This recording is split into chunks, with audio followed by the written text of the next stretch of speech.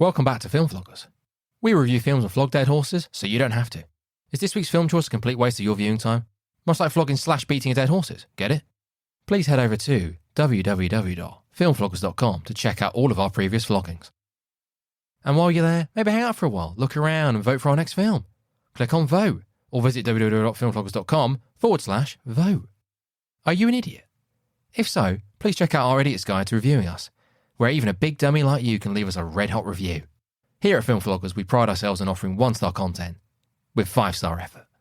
Once on the website, please click on Idiot's Guide, or visit us at www.filmvloggers.com/review-us. That should have been Idiot's Guide. My fault, I didn't change the URL. Annoying. Once again, filmvloggers.com/review-us. Believe it or not, we now have a Patreon. I know what you're thinking. You have the audacity to ask us to pay to receive more of this. Pause for dramatic effect. Yes. We have a Patreon exclusive show called Nitpickers. I think you'll like it. Please visit www.filmvloggers.com/support-us. Again, that hyphen is annoying, should have removed it. Or head straight to our Patreon page. Patreon.com/filmwafflers. No idea why I did film wafflers. Another mistake. Where you can support us for as little as £1 British or $1.50. And while you're on the website, punch that big purple subscribe button and tell a friend about the vlog. Wife, husband, boyfriend, girlfriend, partner, mistress, your nan, granddad, your kids. They can tell their friends. They can tell their friends at school about the vlog. But in all seriousness, this really helps the podcast grow and enables us to enrich or ruin the lives of the hundreds of millions of earlobes we haven't reached yet. Hi, it's Ben here from Film Vloggers. This is going to be short and snappy, to the point, no waffling, hopefully. So, Film Vloggers have set themselves the absolutely ludicrous challenge of attempting to release 31 horror films during the 31 days of October in celebration of the big day, which is, of course, Halloween. I'm delighted to announce that we've been able to partner up with Head in the Game. Delivered by the charitable football club, Head in the Game is a project that is committed to increasing positive mental health in men between the ages of 25 to 55. Supported by qualified football and talk club coaches, every session will have a focus on men's mental health and well-being and will provide an outlet in a secure and trusted environment. Please, if you get the chance, do head over to headinthegame.co.uk. Click on the About Us page. You can then see the aims and objectives and a little bit more info on what they're all about. If you like what you see and you're feeling generous, please head over to the Donate tab. There you'll find out a bit more information on where your donations will go and how it will help more men get involved with this fantastic project. So if you are in a position to donate, please donate whatever you can. Film Vloggers will be donating £2 per episode. So £62, not a bad figure. But this is also another way that you can help Head in the Game and help Film Vloggers get a few more downloads, because bloody hell, we need them. So if we can reach 1,000 downloads during the month of October, Film Vloggers will top up that amount to £100. So even if you have absolutely no interest in listening to us, just go on one of the episodes or just go on all the episodes, download them. That will then pop up on our website. Film Vloggers gets more downloads and takes us one step closer to podcast world domination. And, of course, the Head in the Game project receives more money, which means that we can get more men involved. Okay, that's enough from me. Enjoy 31 days of horror vlog, Flogoween, Vlogtober. All the links and all the relevant details will be found in all of the episode notes. Happy Halloween, everyone. Cheers. Cool. All right, well, if you listen to any episodes of Film Vloggers, I apologise, but we don't really have like a punchy sort of intro.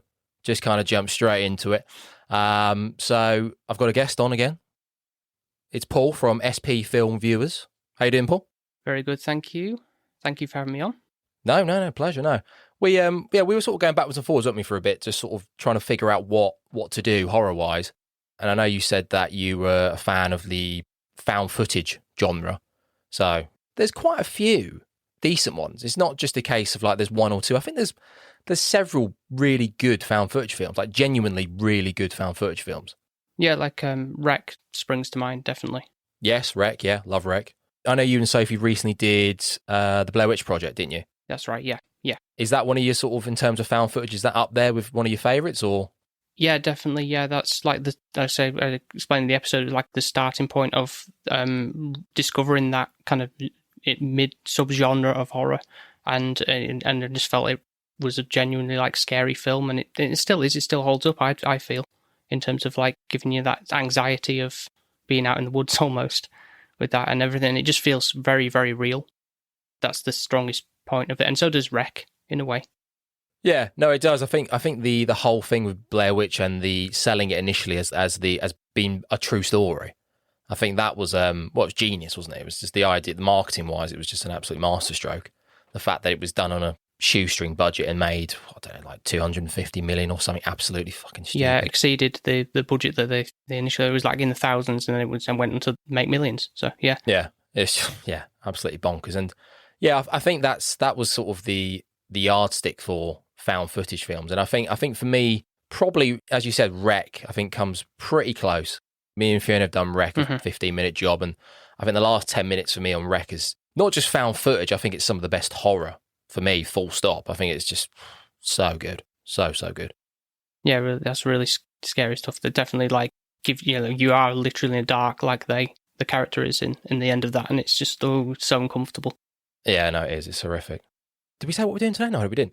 So No, talking about found footage films. Right, so we are doing, The Ring or Ringu from 1998, and we're matching that with the remake from 2002, I believe. Yeah, that's right, yeah. I think it's one of the few times I feel with a horror film and its remake, where I think the remake's actually not bad. It's got some decent stuff. I think it, in some places, maybe improves on the original. So I think it's actually worth doing them both and sort of chatting about them. Yeah. We'll jump between the two, and well, obviously I'll find out for you if you prefer one over the other. But in terms of J horror, this so-called J horror, is there Ringu? Where does that sit for you? Is there one? I know we mentioned. I know you mentioned maybe doing The Grudge as well, which I think the original Grudge. I think the remake. For me, what I remember of it is not too hot. I think the original's pretty unsettling. That is, as I remember. I think I remember that being like, kind of like sleepless nights over that one, the original Grudge.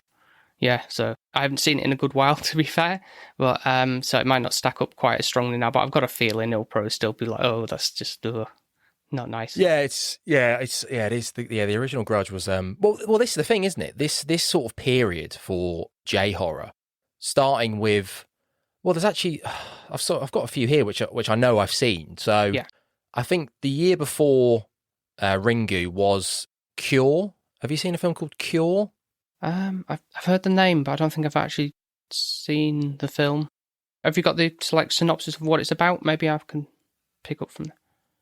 Oh God, yeah, good question. What the hell's Cure about? There's like a wave of murders throughout Tokyo. I think it's Tokyo. So each of the victims have had a cross carved into their neck or an X, and all the murders are by different people. So it's different murderers for each murder, but none of the murderers remember doing it. That does sound familiar, actually. Yeah. Yeah, it's pretty trippy in places. I've watched it twice. I watched it years and years ago, and I watched it probably about a year ago. Mm-hmm. And it's one of those where you have to, I guess, for quite a few J horrors in my experience, you have to be looking at the screen. You have to be obviously reading the subtitles and going obviously. Because if you look away for 30 seconds, you're like, "Fuck, what the hell's? Oh my God, I missed it. Where are we? Who's this?" Yeah. And that's definitely one of them. So you got that, and then obviously Ringu 98. So what else we got in and around? Audition, of course. Oh yeah, well, that's a great one. That is a great one. Yeah. Have you seen a film called Pulse? Pulse, sort of early 2000s. I've only seen part of it. Sadly, I've not seen it all the way through, which is kind of a shame, really. I do want to actually sit down and watch the whole thing, but yeah. Again, one of those where you have to be glued to the screen. I've watched it twice, and I'm still just like, I don't know what's going on half of this. I'm still just haven't got a clue. And then I guess there's stuff like Dark Waters in and around this time. Dark Water. This sort of late 90s and early 2000s, it was quite the run, wasn't it, for J-horror? In terms of these sort of collection of films, was there anything J-horror-wise? Would you say you're a fan of J-horror, or would you just sort of dip in and out with whatever film sort of pops up at the time? No, definitely. I'm big into like Japanese culture anyway, and like Japan and horror seems like a match made in heaven to me, really. So every time I kind of like hear about a Japanese horror film, I'm kind of like, I want to investigate this and see what it's like. Is it going to actually scare me more than an American one or a European one or something like that? So it always intrigues me. And I definitely say that The Grudge is up there as like top tier. For what I remember from Dark Water was kind of creepy.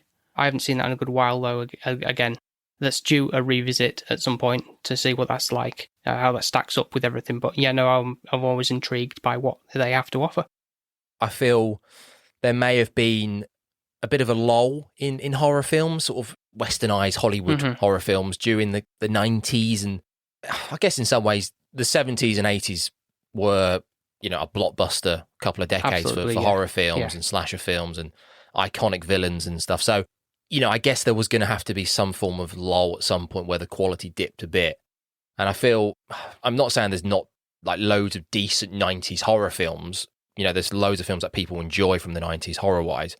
But I feel maybe that's why this J-horror concept and why it became reasonably big, not just because it actually started to produce really good films, but there was also that lull in horror films during this period as well, which then led to Hollywood, feeling the need to start ramming all these remakes down our throat, which I think, I don't know how you feel about some of these remakes, but for me, are largely dog shit. Yeah, I agree. Dog shit, yeah. Yeah. Barring the Ring from 2002, I think that's probably, I don't know, Dark Water, the remake how was that? I think that was watchable, I think. Yeah, what I can remember, yeah. Jennifer Connelly was... Yeah, I think that was okay, but yeah, most of them weren't great. I know there was a remake of Pulse, and I haven't seen it, but apparently it was just, an abomination compared to the original. So yeah, I guess sort of Asian cinema in general, they are quite bold with what they do. Horror films as well, in particular. Do you feel these sort of films, these J-horror films, really get across the culture of Japan and Asia in general? And what do you think they do with them and how they use them? Yeah, I definitely think since I have been over to Japan as well, and I know the culture a little bit better now, so that kind of opens up into obviously watching Ringu again, knowing a bit more about the culture and what the buildings are like and all that kind of stuff, and the environment is it appeals to me a lot more now. Kind of got that attachment, more of an attachment to the film through that sense. So no, I think it kind of captures for somebody who knows what it's like over there in a way that it works in a strong sense. It might not be easy for someone who hasn't been to Japan, perhaps, maybe to fully grasp. But I don't think it in terms of what it's showing anyway. It's the culture. Oh, that's weird. Like, what are they talking about? Or these terms. It's kind of all set in a very basic, like a log cabin and stuff, isn't it? And city buildings. That's pretty much, you can see that anywhere, like they do in The Ring anyway. That's kind of like almost matching it piece by piece for the location shoots. Really, it's not. There's anything too strong. Like, I don't know what that is in Ringu. It's not relatable.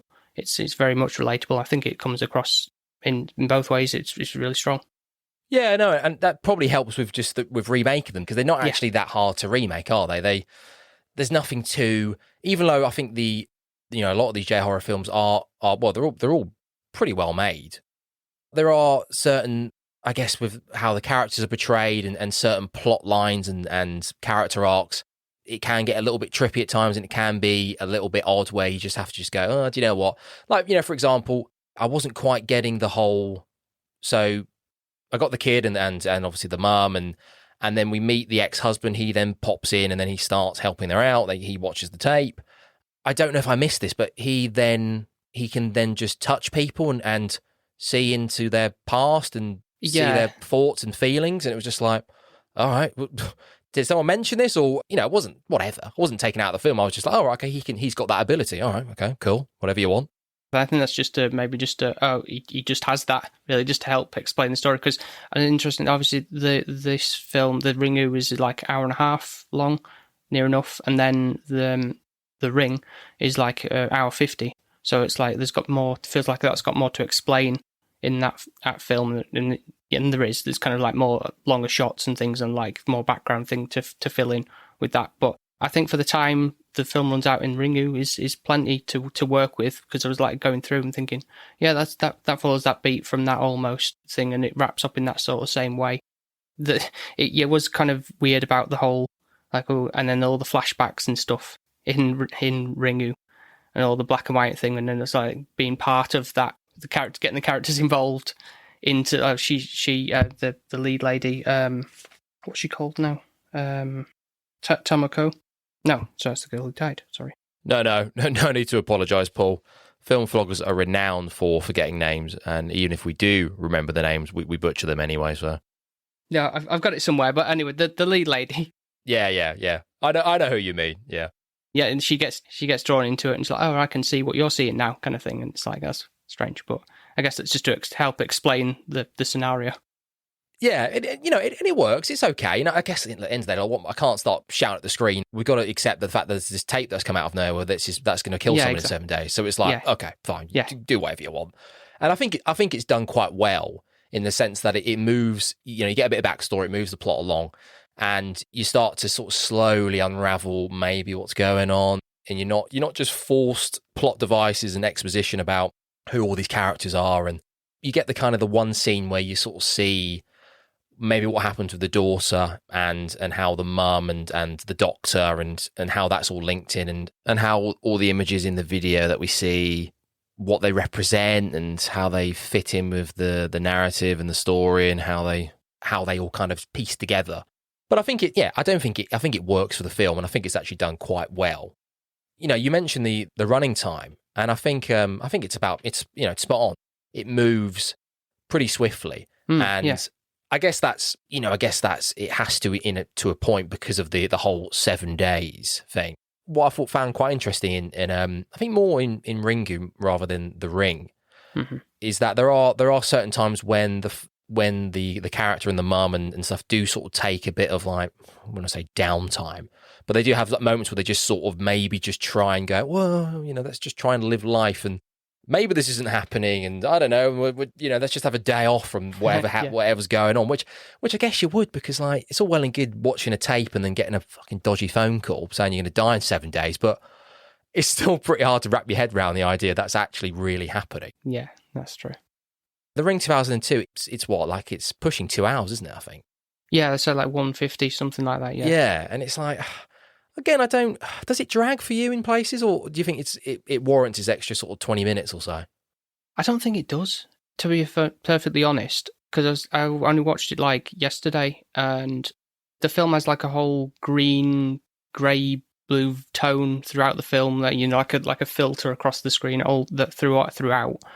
And it kind of gives you that drab feeling anyway, and everything's just like, slow pace and everything, and it's like, there's parts where it's like, do we need to know this? It's like, what is the point of this scene? Or, there's things like that. It's like, I don't know if this really needed the extra 20 minutes, really, because an hour and a half would have been plenty of time to explain all this, really, just like the original did. But it just seems very strange that it went on for a little bit longer, mainly because of the fact that the videotape, what was on the actual tape, there was more content on the footage than there was the original one. So therefore they need to explain, right, that shot is, I remember seeing that tree and or the horse and that kind of thing. Yeah. Yeah, there's a lot more. Well, what did you think of the additions on The Ring? What did you think of the additions on the videotape? Do you think they were good? Do you think some of them were a bit naff, or how did you find those? Yeah, because like the horse thing in particular, like, she's on a ferry that's going to the island or whatever that she's going, and it's like, oh yeah, there's a horse in a trailer, I'll go see that, and then it jumps off, chases her off, and jumps off the boat, and it's like, oh, okay, fair enough. Why did we need that? It was like a shock value. It was a bit jarring, that, wasn't it? Yeah, it was a bit. Yeah, the whole scene just felt a bit odd, with her going up to the horse and sticking her arm out and almost baiting it. It was, yeah. Who's doing that? I don't. I'm not a big fan of horses as it is, so I wouldn't be going anywhere near horses, but right. I think if I saw a horse in a box, I'd just be like, yeah, there it is. I don't think I'd be sort of sticking my arm out. Yeah, exactly. Yeah, you don't need to be stroking down here. Yeah. And then if the horse starts, like, jumping up and starts looking pretty animated, I'd be like, okay, I'm going to just fucking walk away from this horse. But exactly, she sort of goes, it's okay. Here's more of my arm. Yeah. It's like, why? Yeah. Just leave it alone. But I think when I first watched it, I was like, what? I wasn't like, oh, this is crap. I was just, that's a bit of an odd choice. Like, where's, like, I guess you got to write something if you want to change it up a little bit. Did it work for you, Paul? How do you think it stacks up next to the original? Did you find that parts of this plot were better in places, or do you think the original and no horses in sight, do you think that worked better in Ringu, or how did you feel about the changes in the ring? More with the horse thing, it's really just another plot device, isn't it? Really, to get to the fact that obviously, like, the father in the ring, like, cares more about the horses, and there's the whole blight on, obviously, like when like, I think it's implied that the daughter has, like, cursed them, and then all the horses are dying because of her and something, and then all that kind of stuff. It's like it's more contrived in trying to, like, giving her reasons as to why that horse in particular and all these other shots are, like, make up part of the tape, really. But I mean, the whole thing's far-fetched anyway, because, like, how would the technology, how would you have gotten all that kind of stuff on a VHS anyway, that kind of thing? But I know Samara was the one who put all the images on, and that's what we're following. But are we meant to know how this became an actual physical object that people are now watching and now and then dying after 7 days? Or was it just like, it's supernatural, she did it, however she did it, whatever, just accept it? Yeah, that's it. I don't know. I haven't seen the. I know there's like a prequel, the Japanese version. I think it's called Ring Zero or something, which is supposed to maybe explain. Perhaps I haven't seen it myself, so I can't speak of it. But I'm assuming that would probably give more of a backstory as to how it came about, more about this about what's it called, Sadako. Anyway, in the remake, the original. Sorry, yeah. I know. Was it called Rings? Oh yeah, I couldn't make halfway through that one. I just gave up. Yeah, I haven't seen it, to be honest. I don't know if that was maybe a remake. No, it's not. It's not a prequel. Is it Rings? I think it continues. Does it after? Yeah, Rings? It's something to do with, like, the web. More like a viral video type of thing or something, because they keep making copies of some bullshit. So I don't know. Right. I heard that in Rings you get a bit more backstory of Samara, and because she's adopted, isn't she? Yeah. In both versions, she's adopted, isn't she? Oh, no, hang on. Is she not? I know, maybe she's not adopted in the original. No, I don't think it's. I think it's. No. No, it's just the remake, isn't it? Yeah. Yeah. That's right. Yeah, I guess maybe. Like, again, it's one of those things, though. It's one of those tropes where it's like, I don't care where Samara comes from. I know it's like, she was adopted. We don't know where she come from. I don't care. Yeah, I know. That's part of, like, oh, God, I can only imagine. Let me just imagine where she came from, rather like, don't worry, we'll make a third one, and we're going to tell you exactly where she come from. Yeah. Fucking hell, like, just leave the illusion there, leave the mystery. I like that. Yeah, I know what you mean. Yeah. It's I guess with like videotapes, and maybe not as much in. Well, no, they're only like 4 years apart, aren't they? So I don't know if this tape is meant to be, without sort of getting too bogged down with, like, hidden messages and social commentary and all this stuff. Is it like a warning of technology and how it's becoming really powerful and it's taking over the world and all this rubbish? I think there was more of that in the remake, Gore Verbinski's one, which was there's like a shot where Rachel's is looking out over the balcony, and she's kind of like looking across the flats or whatever, the apartments across the way, and there's like 3 different people watching TV. So I guess it's like some sort of commentary on, how society is just engrossed in TV now. It's just a part of culture in the modern society type of thing. I think that's probably maybe what he was trying to get a message there. There wasn't so much anything like that in the original film, to be fair, but I think that's just more of a, because was it in their partners? Was he Noah? He's in that. His apartment is full of like VCR tapes and camcorders and stuff like that. So he's in that type of era. He's kind of like in a modern, technology has come leaps and bounds at that point. So it's kind of like in a room full of them, and he's kind of like heavily involved. I wasn't getting what he did, Noah. He had this like pretty like, spacious penthouse apartment. Yeah. I know in the original, in Ringu, he's like a professor, isn't he? Or he works at a college, and he seemed like whatever Noah was doing, he seemed like he was doing pretty well for himself with all this tech, and I didn't really, again, like, it doesn't matter, but Noah's just wheeling around on his chair, just prodding at stuff. Yeah, exactly. What does he do? Yeah, whatever. Yeah. It's and don't really care.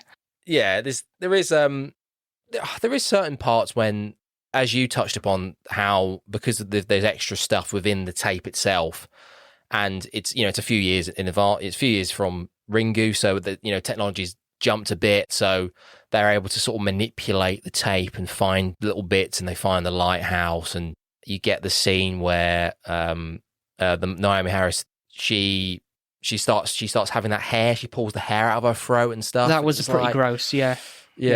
It was like some of the stuff they did add landed, and some of it was like, I don't know how you feel. I don't know if you feel. I know we touched upon was the extra running time warranted, but did the extra stuff overall land for you, or were you like, I don't really need this. What's the point? No, I don't think. Like I say, I don't really think it was necessary. I think it was, to be perfectly honest, especially doing this comparison back to back, almost kind of like didn't feel like it was totally warranted, other than the fact that the kind of made it so that obviously everything was completely set in obviously the States and Japan respectively, so there wasn't like a bit like the remake of The Grudge, where it's obviously Sarah Michelle Gellar's going to Japan to see the house, because there's no way around that otherwise, is for this grudge to be lingering in that house and everything, whereas it translates fairly well to a average Joe's audience of like being set in the States, and everything can be translated to be in the States, like you got the apartments and everything like that. That was just, I've mentioned before. I've just realised I've been calling Naomi Watts Naomi Harris. Naomi Watts. Yeah, Naomi Watts, yeah. So that's another absolute boob from me, as usual. So Paul, I wanted to ask you about your history of Gore Verbinski. Have you seen a lot of his films? How do you find him as a filmmaker? I guess for me, I've not really studied his films as such. I've seen quite a few of them, but I've not really looked at them with a critical eye and not really thought about what kind of filmmaker he is. I've seen quite a few of his films, maybe not even meaning to, but, it's one of those where, entertaining enough, few of them. I know he did the pirate films and stuff. Yeah, and Rango, which I didn't actually know, because I like going back through on like IMDb and like, what have you actually done aside from The Ring? And it's like you did, first one was like Mouse Hunt. So quite a different kettle of fish as well. Oh, I did Mouse Hunt. Oh, okay. Yeah. Bloody hell, yeah. Right. Yeah, I wouldn't have known that without looking. So yeah, he's got quite a varied career then, hasn't he, old Gore? Yeah. Yeah, I guess that's a testament to a decent filmmaker, I suppose, who can sort of turn up and do, he goes from doing this to then, I think was it the year after the Pirates of the Caribbean? That's right, yeah. Crazy, yeah. Yeah, that's quite the shift, yeah. I did, did you see A Cure for Wellness? Yes, I think I did, yeah. Do you remember any of that at all? Was that memorable? No, I wouldn't say it was memorable. I think it was interesting. It's a bit more of like again a bit of a shock value in terms of the cinematography and stuff a little bit, but it wasn't. I wouldn't go, oh, you must see this. It's groundbreaking stuff. Yeah, I think I was sort of semi-excited by it, and then I think a few of my friends watched it and were like, yeah, it's kind of like you can take it or leave it. I was like, okay. So I never actually got around to watching it in the end. Yeah. What did you make of the Rachel's son in the Gore Verbinski's remake? Because he had that Haley Joel Osment vibe from Sixth Sense a little bit, and yeah, I've got that in my notes. Yeah. He's weird, isn't he? I don't. He's like a little grown up man, and he's there like sort of doing his tie, and he's got the suit on. It's like what are we getting from this guy? It looks like he hasn't had enough sleep, kind of thing. Yeah, he's under his eyes. Yeah, he's what is he like 8 years old, but he's like 38 years old. It's like I don't really. Yeah. It's really odd, isn't it? And he calls her oh god, what's her name? Rachel. Yes, God, you just said Rachel. He calls her Rachel, and it's like that's when I was like, hang on, is this not his mum then? I know maybe I now call my mum by her first name, sort of just to wind her up really. But, I am in my 30s, so I think it maybe makes a bit more sense as opposed to like an 8-year-old calling his mum by her first name. I know what you mean. Yeah. And then you get that, and then he's like, no, I don't really fancy a story tonight, Rachel. I'm a bit tired. I've had a long day at the office. It's like... he's got the weight of the world on his shoulders, yeah. Yeah, he's I had him. What did I put in my notes? Like, I just said a poor man's Haley Joel Osment. Yeah, that's kind of because he was good in places. He was fine. I just didn't quite get why he was how he was. maybe his character changes after he watches the tape, and then because he seems to start having conversations with Samara, and we don't really know why. I don't know if that's because he's kind of taken on the role of the ex-husband from the original, and he can kind of see things in his mind. Yeah, I guess so, because there's not really that is the element to it. So it needs to be something to drive the plot along, really, because he had Noah the shock reveal of he's our son type of thing. It's like, yeah, okay. It's like, well, I already knew that kind of thing. I'm pretty sure he and Naomi Watts are in the ring too. But yeah, no, I didn't. I just wasn't really getting the character. Really, I just didn't get. Even the scene when he's walking around his cousin's wake for the two girls from the start. One of them dies, and even that is just like that. That was quite Sixth Sensey to me when Haley Joel is walking around with Bruce Willis at that wake, and just like, I think I said in Mine and Fiona's episode, I was just like, why is no one questioning this little kid? I know it's just a kid, so he's quite, you're not going to be too concerned by this kid just walking around, but he's obviously talking to Bruce Willis at the time, and it's like, who is this? I don't know who the kid is. He just makes his way upstairs to the girl's bedroom. It's like, all right, okay, in you go. Yeah, what did you think of the? Well, it's kind of, it must be CGI-ish. The faces on the girl at the start, and then obviously we get it at the end with Noah. I think it looked all right, to be fair. Yeah, no, to be fair, it does look a lot creepier than what was in Ringu, really, with the makeup or whatever they did the effects. Like, when they're at the wake, and then it kind of cuts to when the mother is opening the cupboard, and she's like almost like zombified, kind of like green face and everything. That was pretty, a shock value there, definitely. Whereas obviously in Ringu, it was kind of more like just slow down footage. It's kind of just like a man with a gaping mouth or whatever kind of thing, and there's nothing really too sinister about it. Really, it's kind of just like someone's been really shocked. It's a bit more. It's like more subtle, but it's a bit more more believable. I suppose. Yeah. And I think that could have gone wrong. They could have overdone it, and I think it's just about right. And I like how the girl, when she's in the cupboard, she sort of just slumps forward a little bit as well. We get that. I think that's quite subtle, but it's good. In regards to sort of the shock and the faces, I think, what did you think of the ending of of both films? But the changes between the two, and I know in obviously in The Ring 2002, you see the face, and how did you find the endings and how they compared, and did you sort of prefer one over the other? Yeah, I definitely prefer one over the other, and that is in Ringu, which is definitely the stronger one for me, and especially looking back on it now, because the fact that he's the father in that is kind of like in such a small confined space anyway in this room, because Japanese apartments are really small anyway, and so there's kind of like that narrow confined space, like you haven't got anywhere to run almost for him, and she's coming out of the TV, and that effect didn't look too bad, to be fair, for the time. Really, I kind of believe it wasn't like, oh, that looks dodgy or anything like that. No, for 98 it was like, and I don't know what the budget was for Ringu, but I imagine wasn't too massive. And you see, like, it's all makeup with the bloody fingernails and stuff like that. That's really grim and everything. And obviously it's just a bit of like pale skin and everything like that. So it really works. There's no like CGI once she's out of the TV. It's all like makeup and stuff. And then obviously you get that really famous shot. You've probably seen it on maybe like posters or like DVD covers or something, where it's like just the eye kind of like really focused in on just that, the terrifying like glare that she's giving off. And then that's when he kind of like has the like thing, and then it flashes or whatever. Whereas in the other one, it's very much CGI, obviously like more like she's come out of a VCR tape, kind of like grayscale, blue, whatever you want to call it. But it does kind of do that stupid jumpy like effect, if you know what I mean. That doesn't come across very strong.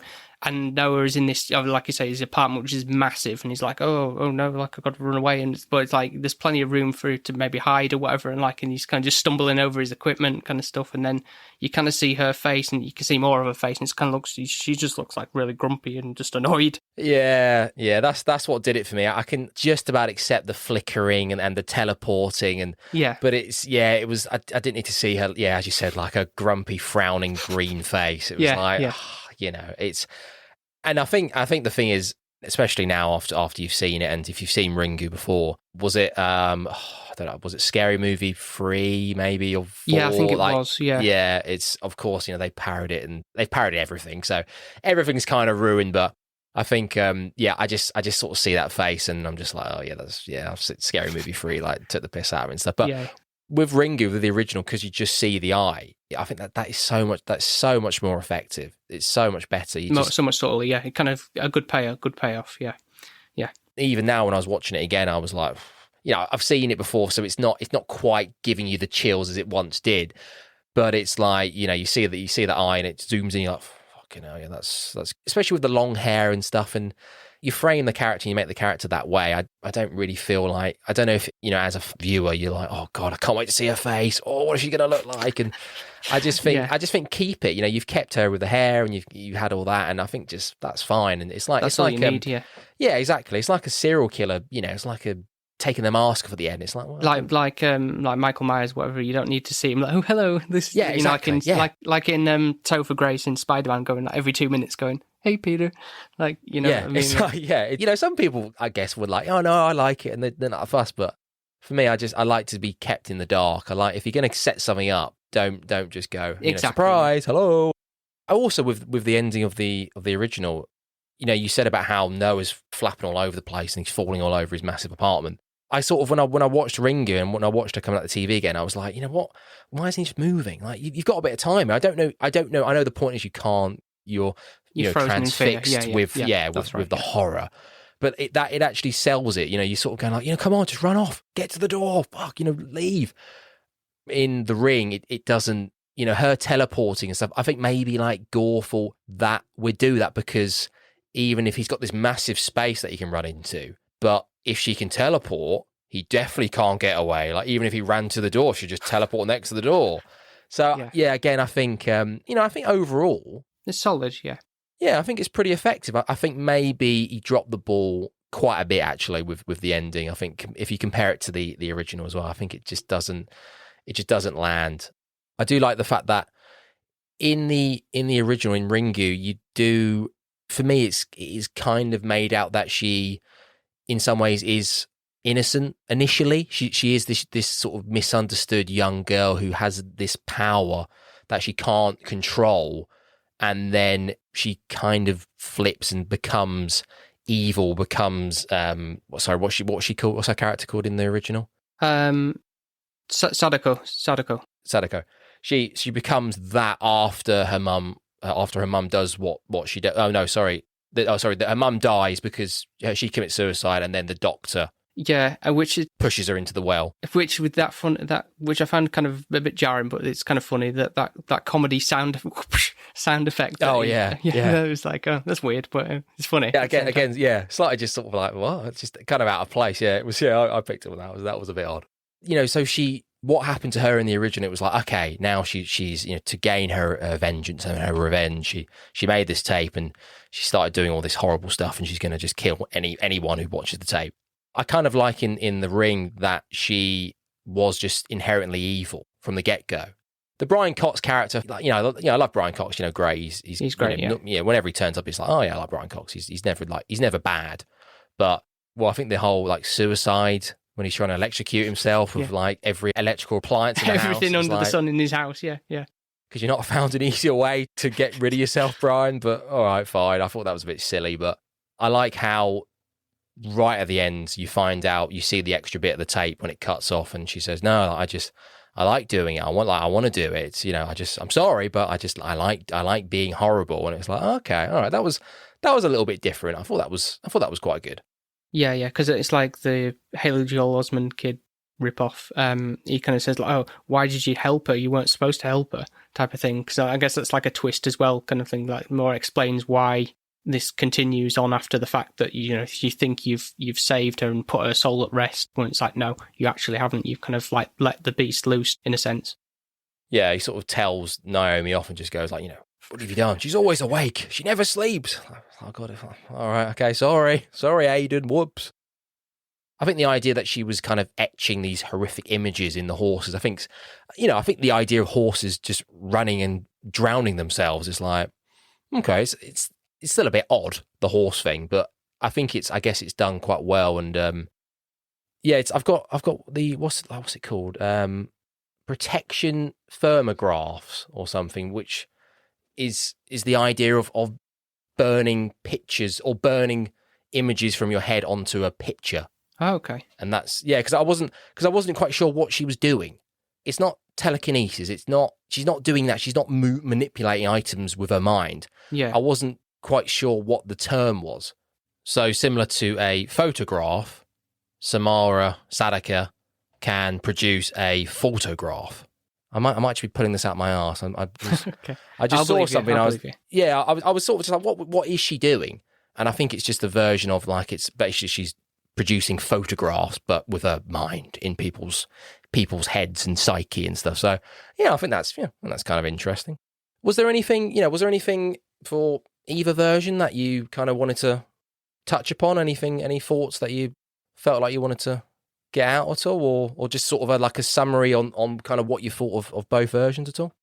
Well, I don't know what you thought about in terms of like the music that was used in both versions, really, because obviously there's only a few like musical stings that kind of occur in the original one. Kind of like, I feel like that's maybe a bit more effective because, rather than just like a score in the Gore Verbinski one where it's kind of like, your standard music that's, like we're traveling to somewhere, there must be some music playing or that kind of stuff. Yeah. And all those kind of things are like, oh, this is a scary moment now type of thing. Whereas there's a lot of like silence almost in the Ringu, and kind of using that stuff sparingly makes it more effective for the moments, especially more like, when like the text comes up saying like day 3, day 4, whatever like that. And it's kind of doom, like a, right. You've only like a countdown, like a clock chiming going, right. You've only got so long left now. Got to be hurrying up, finding the reason behind everything. Yeah, no, I think the 98 version is a lot sort of slower, isn't it? It's a lot slower. There's a lot more somber. There's kind of a lot more images of like empty spaces. Yeah. And as you said, you've got, it doesn't overuse its soundtrack. It doesn't overuse musical cues. It just, you get the sort of, the sort of like the bang sort of when it goes like day 5. Oh, yeah. Shit. Yeah. Oh, fucking hell, 2 days. Christ, what are they doing? Yeah. I think the 98 version, Ringu, I think it does, with the idea of the impending fear of death around the corner, I think it does that a lot better than the 2002 one. It's, it moves along still, but she's doing a lot more. She's going here and she's going to speak to Brian Cox, and then she's going to go and speak to the doctor, and she's doing a lot more things, and we're cutting between what Noah's up to, and then we're seeing bloody Aidan drawing some pictures of a black circle, and you're like, oh, there he is. Oh, what's he up to? Oh, look, he's drawing some nice pictures for when Rachel gets back. Yeah, lovely. I think the 98 version is a lot better with its use of time, and that's what I think. Yeah. Again, maybe that's a sort of a detriment to the extra running time, because I think maybe on the whole for Gore's 2002 one, I don't think the extra running time does it that many favors, does it really overall? No. But I think the 98 version. I think I think for lots of horror films, J horror, standard Hollywood horror, whatever type of horror. Especially with a lot of horror these days, you've got your Insidious and your The Conjuring and stuff, and there's some value to those films, I feel. But the whole jump scare, I don't know when the idea of the jump scare really started to kick in. No, I don't either. No. Yeah, no, I don't feel like I think these films, The Ring, like The Grudge, I think maybe The Grudge is a bit more jump scary. There's a few more like kids popping out through walls, and it's not overdone. It was still kind of reasonably in and around this time. It was still quite a fresh idea. And I think it's just been most sort of horror films these days, you're kind of just waiting for the next jump scare to sort of kick you in the face. Just on the topic of the Grudge anyway, I don't know if you've seen that latest adaptation of The Grudge. I think it was one a couple of years ago now, maybe 2020. I think. No, I didn't see it actually. No, I heard it was. Don't bother. It's absolute shit. I watched it all the way through, thinking, right, there's got to be some value in there. Like 45 minutes in, nothing's like really happening here. It's like, I'll give it benefit of the doubt, but no, I was just like, oh, what a waste of time.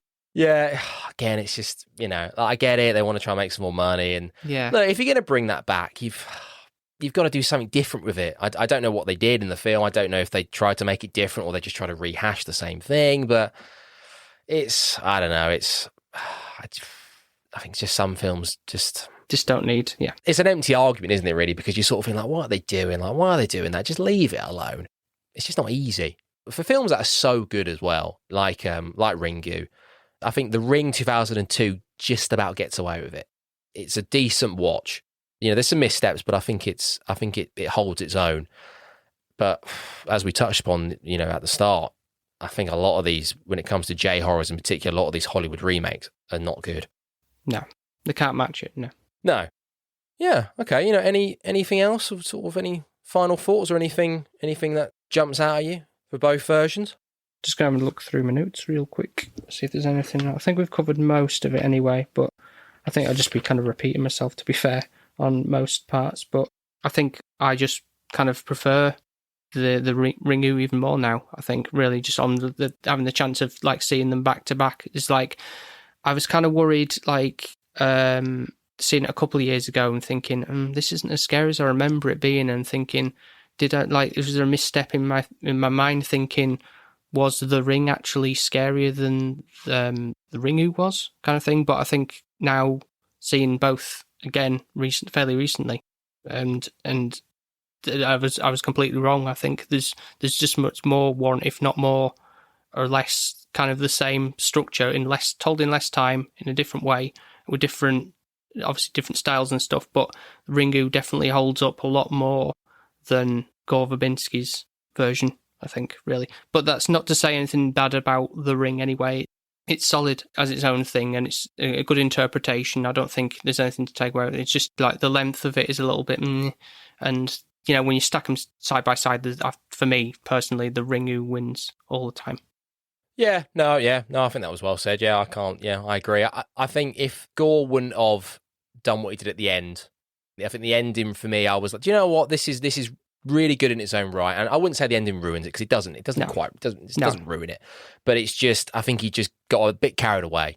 And I didn't need to see the face, teleporting stuff. And, I think the effects look good. So, it's 2002, so it's almost 20 years ago. So I think, I think it still looks good. But yeah, I think just showing a little bit too much. And I don't think the added stuff, some of it lands, some of it doesn't. So in terms of sort of horror for you, Paul, what sort of doing it for you? What's kind of what's your go-to one horror film that you can put on? And what's your sort of your standout if you had one? Yeah, well, definitely.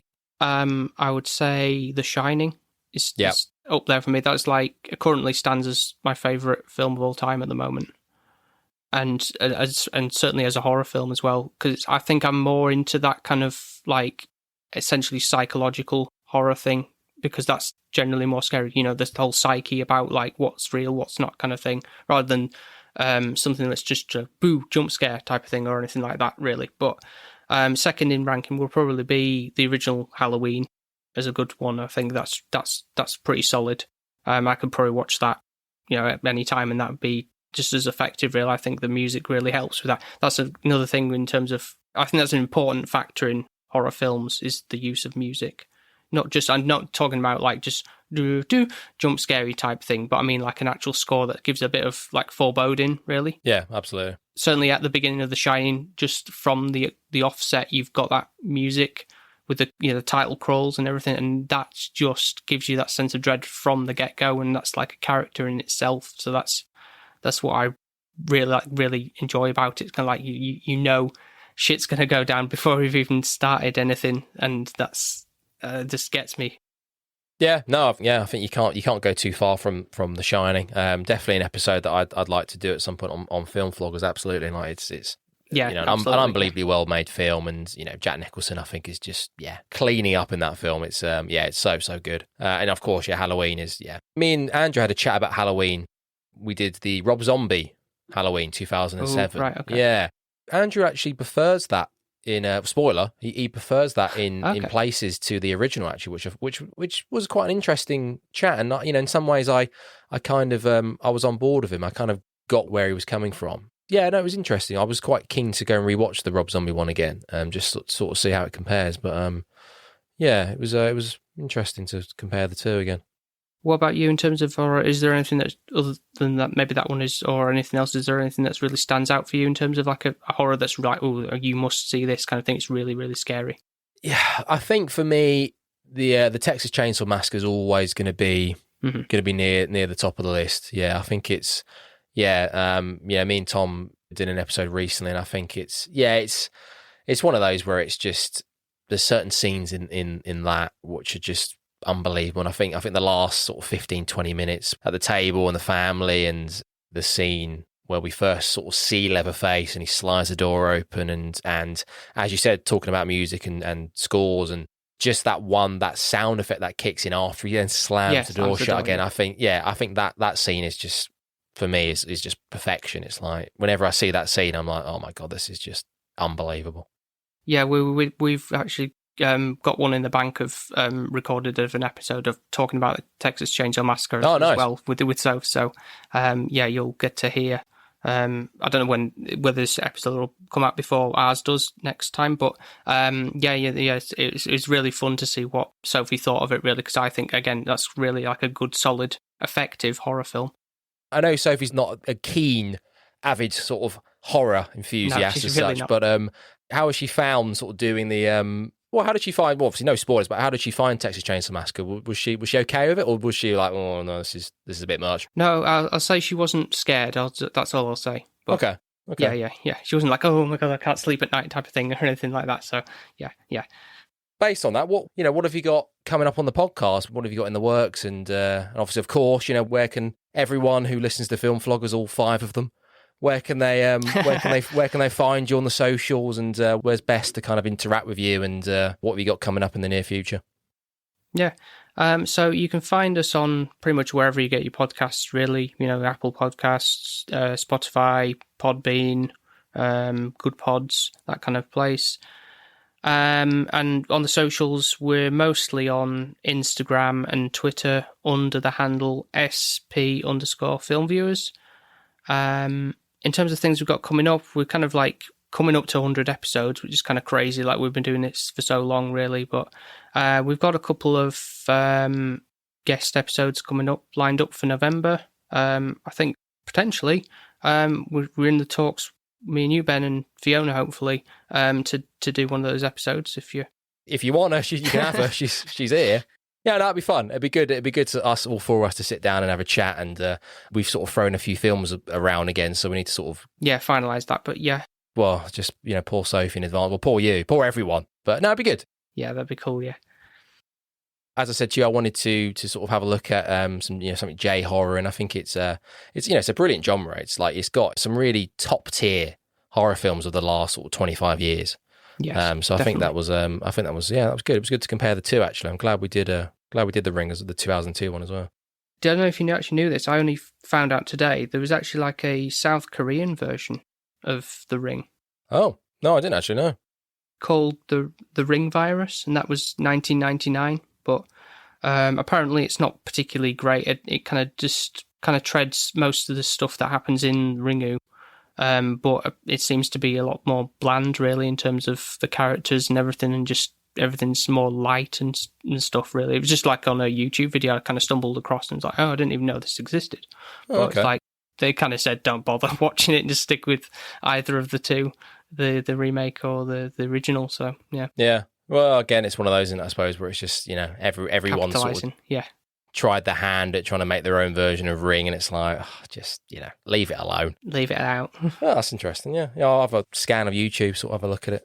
I think because it's based on a book, isn't it, I believe? It is, yeah. Yeah, and I think in the book, the videotape is, I'm not sure, is Samara actually around? Or I know the videotape is more kind of like, if you watch it, it then unleashes a virus of sorts, rather than having this entity, the Samara, come after you. It's more of like it's a virus which will then spread and you will die from it in 7 days. Something like that. I didn't really read too much into it, but...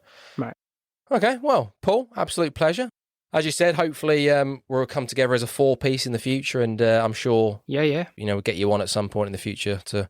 Just the guys, just to chat about something. So I think there's plenty of films to choose from. But no, thanks, Paul. That was a pleasure, and I'll speak to you again soon. Yeah, thank you very much for having me. Bye-bye. Bye-bye. Right, so for fucking October, Ben wants to do 31 days, 31 films in 31 days. No, forget about that. Just where they can find us. Oh, right, okay. You can find us on the Facebook, the Twitter, the Instagram, and on TikTok, but Ben doesn't do TikTok because he doesn't like it. Need kids. Want children. Children apply. He also does the game vloggers, but we don't do that because we might do. We won't. We're gonna go back on Overcooked because Overcooked has the Halloween DLC. We're gonna use that. It's gonna be really fun. And if you like what you hear, don't forget to like, share, and tell a friend. And don't forget to send in your 15-second reviews. Oh, God, Thanks. Yeah. How am I going to fucking fit those in? Good pods, Podchaser, oh, yeah, on those things. Apple Podcast reviews. Yep, Spotify. Sopranos Redefined. Oh, yeah. That's out. Ooh. That's another thing I'm doing. How's that going? Well, it's okay, yeah. Good. It's not on Apple yet. Well, hopefully by the time this comes out in October, it will be. So, go and have a look at it. If you like Sopranos, have a look. Right. If you like Dan Mackles, Christ, poor you, have a listen. What about if you like Ben? Well, then you're in for a fucking treat. If you don't like Ben. Is he a waffler in this? If you like Sopranos, just have a look. Are you a waffler in it? Yeah, probably. Hello and welcome to What's Our Seat Number. If you're listening to this trailer, you're deciding whether or not you're going to listen to this podcast. Good. But chances are, we've lost you already. Good. Wait, what? No, come on, Matt. What? Well, I mean, it takes what, like 10 seconds for people You're to lose being interest in defeatist. things? I am You're not being being defeatist. defeatist. They've You gone are. already. It's for now. Well, now they are because we started arguing, so we've both sort of driven them out. Well, go Right, on just then. go on to Tell the dead air who we are. Okay, the dead air, The dead air. the cadaver. The people who aren't listening anymore. I'm taking control. You introduce yourself, and then I'll introduce myself, and then we'll talk a little bit about what we're doing, right? It's going to sound more professional that way. Go. Okay. I'm Johnny Gross. I'm a filmmaker and a film fan and fanatic and obsessive. Good. Very good. That was very well done. Very professional. You sounded like you're in control and almost like you know who you are. All right then, and who are you? I'm Sai. I'm a 3D artist and a game designer, a film fan. I'm your brother as well. Really? So we're going to be talking about some of our favourite movies and hopefully some of yours as well. There's going to be trivia behind the scenes. Do you want to tell the listeners why we've called this podcast What's Our Seat Number? You really came to the right person with fielding this question because I feel that I can take this story and really bring it to life. Okay, so one time we went to go and see a film in the cinema and I asked, what's our seat number? Fantastic. Was it good? Yeah. I did it for you. That's great. If you want to hear more, you can check out the rest of our episodes. We're hosted by Podbean, but you can also find us on Apple Podcasts, Google Podcasts, Spotify, Amazon Music or Audible, TuneIn, Alexa, Listen Notes, and now on iHeartRadio, Player FM, and Podchaser. So pretty much wherever you get your podcasts. Please don't forget to review, like, and rate, and keep listening, because the more you listen, the more we'll be able to produce. Bye. Ta-ta.